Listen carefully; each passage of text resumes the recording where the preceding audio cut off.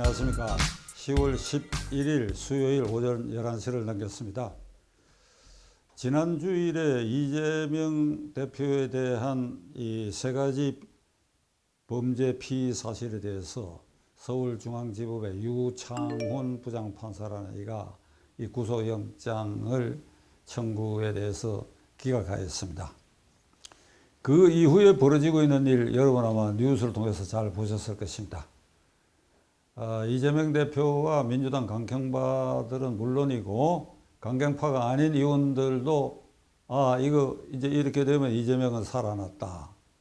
그리고 강경파들은 무죄다. 무죄. 법원에 의해서 무죄 판결을 받은 것이다. 이래가지고 기고만장 좀 뭐 거시기한 표현이지만 발호들을 하고 있어. 법원이 정의를 세워줬다. 터무니없는 걸 검찰이 영장 청구를 해가지고 이게 사람을 고통으로 몰고 있다. 그동안에 367번을 압수수색을 했다. 근데 고작 이런 것이냐? 이게 무죄다. 우선 367회라고 하는 건 완전히 가짜인 것이 검찰이 공표를 했어요. 36번 압수수색 영장을 발부받았어. 그 이재명에 대한 범죄 사실이 10가지가 되니까 자연히 그렇게 된 것입니다. 자, 판사 한 사람에 의해서 이 기각행위가 무죄로 인정받아가지고 저렇게 길길이 뛰고 만세를 부르는 이 사태가 국민들에게 굉장히 잘못된 신호를 지금 보내고 있다. 누가? 법원에 의해서. 그 법원의 기각에 의해서.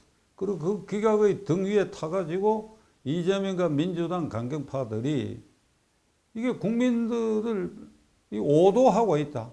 영장 기각은 무죄구나. 수사의 편의상 반드시 구속해야 할 사람은 구속돼야 하는데 그거 갈림길에서 판사 하나가 기각했다고 해가 무죄로 추정이 되면 이게 국민들 법인식이 이걸 흐트리게 되는 것이다. 그래서 저는 검찰은 마땅히 영장을 재청구해야 된다. 마땅히 재청구해야 된다. 그 첫째 이유는 유창훈 부장판사가 기각 사유로 길게 써낸 그 기각 사유 속에 이 기각이 잘못이라는 것이 표현이 되어 있다. 첫째로 기각 사유에 다시 재청구할 사유가 있다. 둘째로 유창훈 부장판사는 헌법과 법률에 위반되는 형사소송법상 당연히 구속해야 할 사안을 구속하지 않음으로써 그는 법률에 위반되는 행위를 하였고 따라서 탄핵 사유가 발생해 있다. 그 국민의힘당은 의석수가 비록 모자란다 하더라도 탄핵 발의는 할 수 있으니까 탄핵 발의를 할 수 있는 배짱을 가져야 된다. 그리고 유창훈 부장판사 개인의 신상 여러 정보에 의하면 그가 기각할 수밖에 없는 그런 주변에 여러 사정이 있었다고 볼 만한 그런 징후도 있다. 따라서 이 영장은 재청구돼야 된다. 검찰이 청구한 영장 청구에 있어서 범죄 사실, 이제 범죄 사실은 세 가지인데 하나는 위정교사죄, 이재명의 위정교사죄, 이재명의 공직선거법 위반 재판에서 그가 과거에 검사 사칭한 일이 없다라고 하는 사실에 대해서 증인에 대해서 뒤로 회유 협박을 해가지고 검사 사칭한 사실이 없다라고 교사했다. 그렇게 시켰다. 어떤 증인에 대해서. 그게 녹취한 것이 드러났어요. 그래서 유창훈 부장판사라는 이가 이 부분은 유죄 증거가 확실하다고 얘기를 했어요. 그러니까 소명이 돼 있다. 나머지 두 가지가 이제 백현동과 대북 송금 사건인데 세 가지 중에 첫째, 피의자 이재명이 자기의 형사사건, 공직선거법 위반 사건의 주요 증인을 배후에서 위정하라고 시켰다. 그게 녹취됐다. 그러니까 이게 유죄다. 그야말로 이건 유죄지요. 그러면 저는 이렇게 주장합니다. 그걸로 구속해야 돼. 두 번째, 세 번째가 따질 것도 없어. 이재명이라고 하는 국회의원이요 당대표인 이런 신분을 가진 자가 자기 형사사건에 대해서 유력한 불리한 증언을 할 가능성이 있는 증인에 대해서 자기에게 유리하도록 회유 협박했다. 그걸로 구속해야 돼요. 그걸로. 위정한 내용이 얼마나 중요하냐. 이게 그게 중요한 것이 아닙니다. 이게 사법방해라고 하는 큰 틀에서 봤을 때 이건 용서할 수 없는 범죄입니다. 닉슨이 워터게이트 사건에 구체적으로 뭘 지시해서 탄핵당한 게 아닙니다. 지시한 것과 관계없이 보좌관하고 그 자료를 제출하지 말라라고 얘기했다. 근데 나는 그런 사실이 없다. 이게 들통이 나가지고 이게 위정했다 해서 탄핵당한 것입니다. 그러니까 증언한 내용이 얼마나 중요하냐. 예를 들면 10,000원짜리냐 1억짜리냐 이게 중요한 것이 아니고 비록 10원짜리 사건에라도 증인으로 하여금 거짓 증언을 하게 한 것은 사법체계 전체를 흐트리는 것이니까 위정교사죄는 위정죄 5년 이하 징역에 반드시 최고형으로 선고되는 죄입니다. 그러니까 이재명은 지금 여기서 벗어날 수가 없어. 위정교사죄에서 벗어날 수가 없어. 자, 이런 위인이 이런 성향을 가진 사람이 두 번째, 세 번째 사건에서도 어마무시하게 증인을 위협, 협박하고 그래야 증거를 인멸할 그러한 상황을 검찰이 제출까지 했어. 그러면 이런 확실한 것이고 그것만 갖고도 구속돼야 되고 2, 3은 일과 같은 행위를 하는 자가 2, 3의 사건에서 예를 들면 법정에서 대북 송금 사건은 이화영의 부인이 소란 행위를 떨고 그래야 그 뒤에 이게 검찰에서 진술은 내가 회유당했다 이런 식으로 뒤집고 법무장관을 지낸 박범계 의원이 수원지방검찰청 현관에 가가지고 검사 나와라 검사장 나와라 너희들 왜 사건 조작하느냐 이런 여러 정황이 그러니까 이재명을 살려내기 위해서 무슨 짓이든지 한다. 증인도 협박한다. 증인도 회유한다. 그 이화영에 대해서 그게 다 나타났지요. 그러니까 이런 걸 종합했을 때 이건 당연히 영장이 발부돼야 되고 또 앞에 말씀드린 것처럼 두 번째 백현동 사건이나 대북 송금 사건을 떼놓는다 하더라도 첫 번째 걸로 가도 구속돼야 할 명백한 사안이다. 제가 여기까지 얘기를 해가 시간이 좀 지났는데 제가 조금 우려하는 것은 시청자 여러분들이 이 제 설명을 저로서는 좀 평이하게 한다고 했는데 이해하셨는지 모르겠습니다. 말씀드리면 이런 겁니다. 세 가지 사실을 영장 청구했는데 한 가지 사실이 그 인정된다. 그게 뭐냐? 위정교사다. 위정교사는 뭐냐? 광의의 사법방해다. 사법방해라는 건 뭐냐? 사법질서 근간을 흩뜨리는 것이다.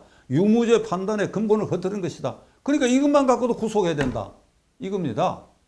뿐더러 2, 3, 이 피의사실에 있어서도 어마무시한 여러 가지 증거인멸의 정황이 있다. 그건 제가 지난번 방송에서 여러 번 말씀드렸습니다. 그렇다면 이 전체로 봐가지고 당연히 구속돼야 할 사안이다. 당연히 구속돼야 할 사안이다. 검찰은 어제까지 뉴스에 의하면 그중에 일항 사실은 따로 떼가지고 이걸 불구속 기소를 검토하는 것 같아요. 요거는 불구속 기소를 하면 증거조사를 별로 할 필요가 없습니다. 왜냐하면 녹취록이 나와 있기 때문에 이재명과 그 증인 사이에 주고받은 말이 녹취되어 있으니까. 그러니까 요거는 단박에 결심이 되고 단박에 유죄가 날 수 있는 사건이에요. 지금 공직선거법 위반 사건과 대장동 게이트 사건은 질질 끌고 있잖아요. 근데 요거 따로 기소하면 이건 단박에 이게 결론이 날 수 있다. 이런 생각을 하는 것 같은데 거기에 곁들여 가지고 그거와 관계해서 이항 사망 사실까지도 이게 다시 영장이 재청구돼야 된다. 영장이 재청구돼야 할 크게 두 번째 이유는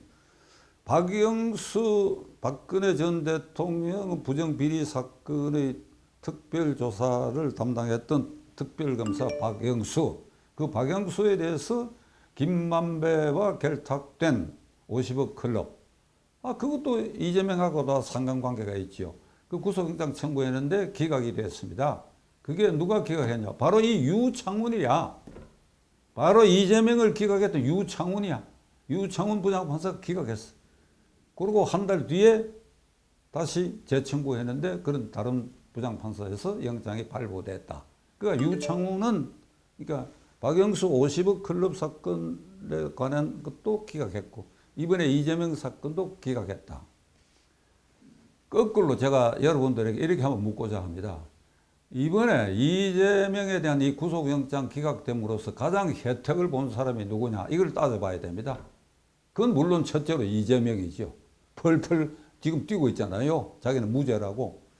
두 번째, 저는 그렇게 생각합니다. 여러분 놀라지 마십시오. 권순일 대법관입니다. 이 영장이 기각되기를 가슴 졸이면서 기도하는 마음으로 기원한 사람이 두 번째로는 권순일입니다. 왜 권순일이냐? 이게 기각돼야 대장동 사건 몸체 등의 재판이 지연되고 그와 관련된 권순일의 이재명 재판 연결고리도 수사가 지연될 것이다. 그러니까 이거 일단 이재명이 구속되면 권순일의 재판 거래에 관한 사건도 신속히 조사가 될 가능성이 있으니까 이거 기각을 가장 바란 사람이다. 저는 그렇게 생각합니다. 그런데 권순일과 유창훈의 어떤 관계느냐? 이것은 이 지금 현재 서초동 법조계에 이게 거의 공인된 그 분위기를 제가 여러분들에게 전해드리는 것입니다. 두 사람은 대전고등학교 선후배가 요거 별로 중요하지 않아요. 권순일이란 자가 대법관 되기 직전인 2013년에서 2년간 2015년 사이에 법원행정처 차장을 지냈습니다. 법원행정처 처장은 대법관 13명 중에 한 사람이 겸임합니다. 차장은 대법관이 아닌 사람이 하는데 차장을 지내면 대부분 대법관이 돼요. 차장 지내고 대법관이 됐습니다. 그 법원행정처 차장은 실제로 법원의 모든 인사와 예산을 전담해서 다루고 처장은 대법관을 겸하고 있으니까 그냥 도장 찍는 자리로 봐야 됩니다. 그러니까 법원행정처장이 인사에 실권을 쥐고 있는데 그 기간에 유창훈 판사가 대법원 재판 연구관을 지냈어요. 우연이라고 보기에는 결코 우연이 아닌 것입니다. 그러니까 대법원 같은 군에에 적어도 최소 2년간은 같이 근무했다. 그리고 그 뒤에 대법관이 됐다. 그리고 여기에 김만배가 끼어 있고 이재명이가 끼어 있다. 그러니까 이런 여러 가지 이 둘레의 상황을 봤을 때 유창훈에게 구속영장 청구 사건이 배당되고 그에 의해서 기각된 것은 기각이 결코 우연일 수 없다라고 하는 어떤 의혹 이런 것 때문에라도 검찰은 마땅히 재청구해야 된다. 결론을 내리겠습니다. 유창훈 부장판사는 박영수 특검에 대한 영장을 기각한 일이 있고 다시 다른 판사에서 재청구된 것이 발부돼가 박영수 특검은 지금 구속 재판을 받고 있습니다. 그리고 이번 그 영장 기각 사유에 이게 헌법과 법률에 위반되는 내용이 뒤섞여 있습니다. 따라서 기각 사유에 재청구할 사유가 있다. 그리고 그의 기각 행위는 타백 사유가 될 수 있다. 곁들여 그와 권순일과는 이런 특별한 유착관계의 가능성이 있고 그것은 결국은 기각으로 연결될 수도 있다. 이런 여러 사유 때문에 검찰이 반드시 영장을 재청구해야 된다. 기다려 보겠습니다. 검찰 힘내라. 힘내. 국민을 위해서 이렇게 국민의 법인식을 허물어뜨리는 이 사태를 젊은 검사들이 방관할 것인가? 기다려 보겠습니다.